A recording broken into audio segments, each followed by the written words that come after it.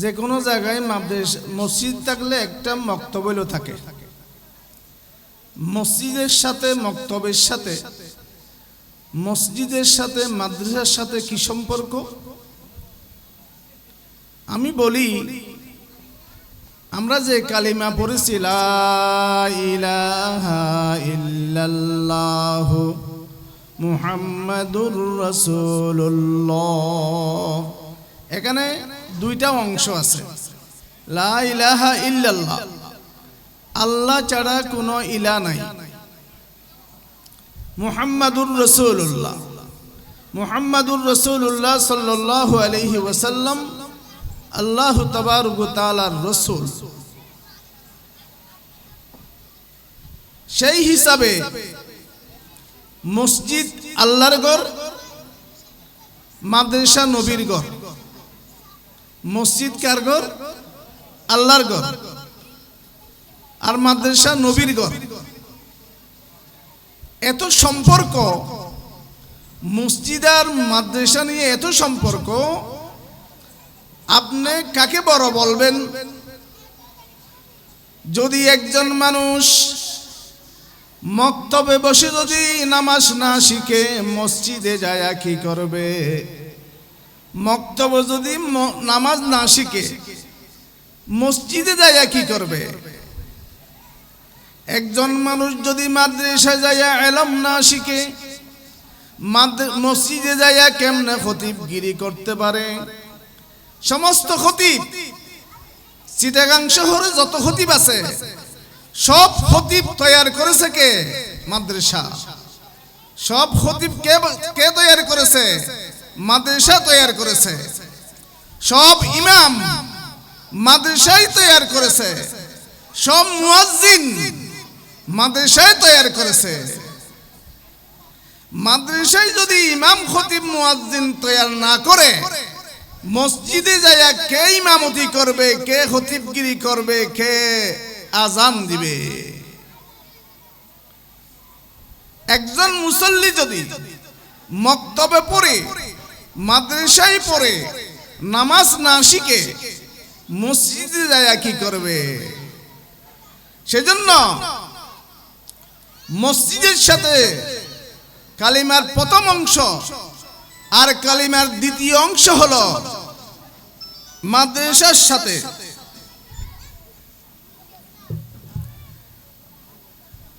মসজিদকে ভালোবাসা, আল্লাহকে ভালোবাসা, মাদ্রাসাকে ভালোবাসা, নবীকে ভালোবাসা। এখন আল্লাহর ভালোবাসা, নবীর ভালোবাসা সব তো ঈমানের অঙ্গ। যদি কোনো মানুষের নবী মানে না, আল্লাহ বলেন যে নবী মানবে না তার কালিমা কবুল নাই। আর যে আল্লাহ মানে নবী মানে না তার ঈমানও কবুল নাই, কবুল নাই। মুহাম্মদ পর ফিদা হো যাও, তুম মাহবুবে খুদা হো যাও, इस दुनिया से जुदा हो जाओ, अरे नादाओ परदेसी। मुहम्मद की मोहब्बत दीन हक का शर्त अव्वल है, गर उसमें कुछ खामी हो तो सब नामुकम्मिल है।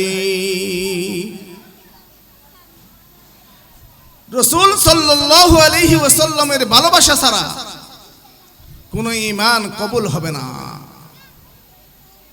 ঈমানের প্রথম শর্ত নবীর ভালোবাসা অন্তরে 100 রাখতে হবে। আবু বকর সিদ্দিক রাদিয়াল্লাহু তাআলা আনহু এক নম্বরের মুসলমান কেমনে হলেন?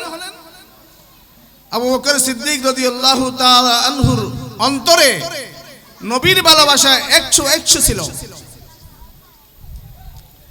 এক সময় আমার নবী সবাইকে এলান করলেন যে যুদ্ধের জন্য চান্দা লাগবে, টাকা পয়সা লাগবে, কার ঘরে কি আসে নিয়ে আসো।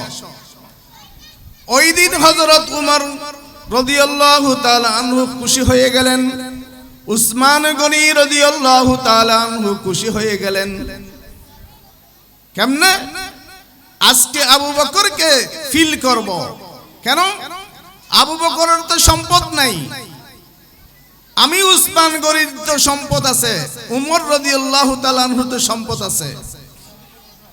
সবাই নিয়ে আসলেন, চান্দা নিয়ে আসলেন। আল্লাহর নবী বললেন, হে উসমান, তুমি কি আনছো দেখাও না।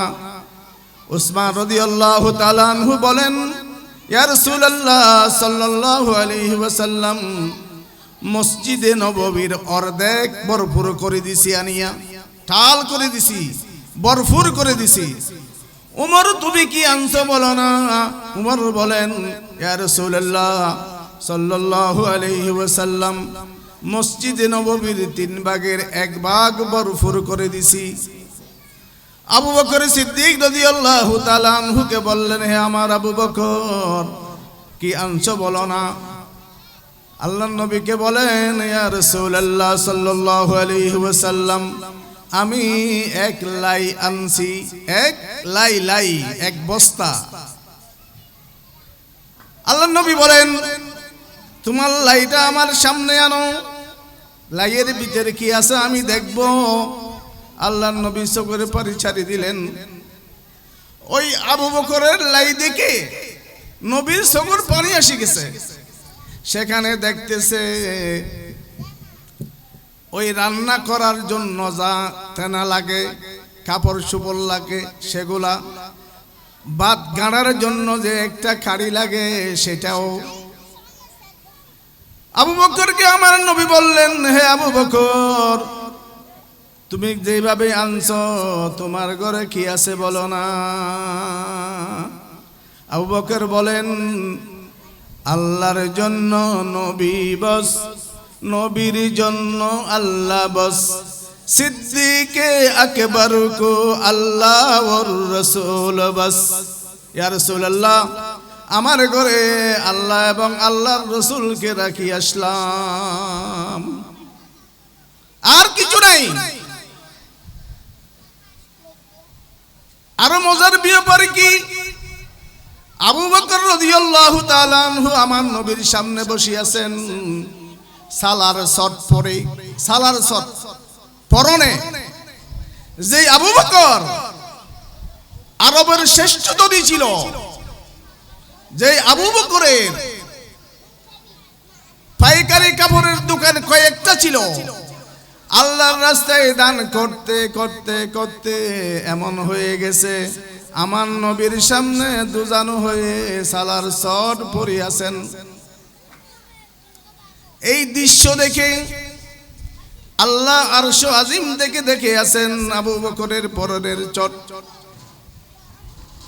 আল্লাহ আসমানের সমস্ত ফেরেশতাদেরকে হুকুম দিল, হে ফেরেশতারা, আজকে আমার নবীর আশিক আবু বকর সালার শট পরে আমার নবীর সামনে বসে আছেন। হে আসমানের ফেরেশতারা, সবাই আজকে সালার শট পরিধান করো।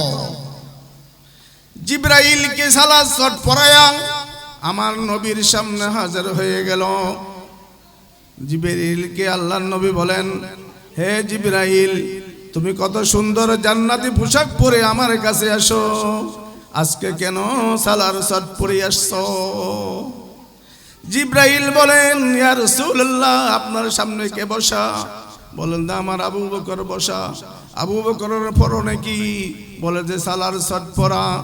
ইয়া রাসূলুল্লাহ, এই আবু বকরের কুরবানি আল্লাহর কাছে এত পছন্দ, আসমানের সমস্ত ফেরেশতাদেরকে আল্লাহ আজকে সালার শট পরাই দিবেন। আমি জিবরাইল তো সালার শট পরাই আপনার দরবারে পাঠাই দিবেন। আল্লাহ বলছেন, আপনি আবু বকরকে আল্লাহর সালাম দিতে, আল্লাহর সালাম দিতে। দ্বীনের জন্য এত কুরবানি। এখন পাশ কে হইল? কি উমর ফাঁস হইল না উসমান ফাঁস হইল না আবু বকর পাশ হইল? একজন মানুষের কাছে 1 কোটি টাকা আছে, সে 1 লক্ষ টাকা দান করলো। আরেকজন মানুষের কাছে 1 কোটি টাকা আছে, 1 লাখ টাকা আছে, তে 1000 টাকা দান করলো। আরেকজনের কাছে 1000 টাকা আছে, 100 টাকা দান করলো। আরেকজনের কাছে আছে 100ই দান করে দিল। কে বেশি দান করলো? যার কাছে 100 টাকা আছে, 100 টাকাই দান করে দিল, এই তো বেশি দান করলো, আর কিছু রাখে নাই, আর কিছু রাখে নাই। সেজন্য এই যে মাদ্রাসা, নবীর বাগান, মাদ্রাসায় কি বানাই? মাদ্রাসায় খতিব বানাই। আপনি যত কিছু করবেন, যত হিংসা করতে পারেন, মানহানি করতে পারেন, আপনি কি খতিবের ফ্যাক্টরি চিনেন? ইমামের ফ্যাক্টরি চিনেন? যাওয়ার কোনো পথ নাই। মুয়াজ্জিনের ফ্যাক্টরি কোথায় জানেন? মাদ্রাসা। মাদ্রাসা আর কোনো প্রতিষ্ঠান নাই। বলে তো তাবলীগওয়ালারাও তো কিছু কিছু বলে, তাবলীগওয়ালা যদি কিয়ামত পর্যন্ত তাবলীগ করে, একজন খতিব তৈরি করতে পারবে না, একজন মুফতি তৈরি করতে পারবে না। প্রাইমারি স্কুলে লেখাপড়া করে প্রফেসর বানাইতে পারে না। প্রাইমারি স্কুলে লেখাপড়া করে প্রফেসর বানা যায় না। তাবলীগওয়ালারা তাবলীগ করে করে ইমাম বানা যায় না, খতিব বানা যায় না, একজন মুয়াজ্জিন বানা যাবে না। এই সব ব্যক্তি বানাই মাদ্রাসা। সমস্ত যত পীর আউলিয়া আছে, কে বানাইছে? মাদ্রাসায় বানাইছে। আপনি যাকে বুজুর্গ বলেন, যত বড় বুজুর্গ বলেন, হাজা মঈনুদ্দিন চিশতি রহমতুল্লাহ আলাইহি, আব্দুল কাদের জিলানী রহমতুল্লাহ আলাইহি, এইরকম আপনি বোয়ালি সাহেব হুজুর রহমতুল্লাহ আলাইহি, জমির উদ্দিন সাহেব রহমতুল্লাহ আলাইহি, যত বুজুর্গ হাটহাজারির বড় হুজুররা সব মাদ্রাসায় তৈরি করেছে, সব মাদ্রাসায় তৈরি করেছে। এটা হলে মানুষ বানানোর ফ্যাক্টরি। মানুষ কেমনে হয়? কোরআনের ইলমের দ্বারা, হাদিসের ইলমের দ্বারা, তাফসীরের ইলমের দ্বারা মানুষ মানুষ হয়। আদমিয়ত লাহাম শাহাম পুস্তনিস, আদমিয়ত জুজরে যায় দুস্তানিস। ইলমে নবুয়ত গায়রে ইলমে আশিকি, মা বাকি দিল বিসো ইবলিসু শাকি। যে ইলমে, যে জ্ঞানে আল্লাহর পাগল বানাই না, নবীর আশিক বানাই না, ওই ইলম কোনোদিন ইলম হতে পারে না। যে ইলমে আল্লাহর পরিচয় পায় না, নবীর পরিচয় পায় না, ওই ইলম কোনোদিন ইলম হতে পারে না। যে ইলম নবীর সিনা থেকে বের হয়েছে, সেটাই ইলম। আল্লাহ বলেন, আর রহমানু আল্লামাল কুরআন খালাকাল ইনসান। আর রহমান মানে আল্লাহ, কুরআন মানে কুরআন, ইনসান মানে মানুষ। আল্লাহ বলেন, হে মানুষ, আল্লাহ পাতে চাইলে কুরআন ধরো, আল্লাহ পাইতে চাইলে কুরআন ধরো, বিকল্প কোনো পথ নাই। আল্লাহ সবাইকে আমল করার তৌফিক দিন। মাদ্রাসার ভালোবাসা, আলেম উলামার ভালোবাসা, দ্বীনের ভালোবাসা আমাদের করবে আল্লাহ দান করুক। সবাই বলেন আমিন।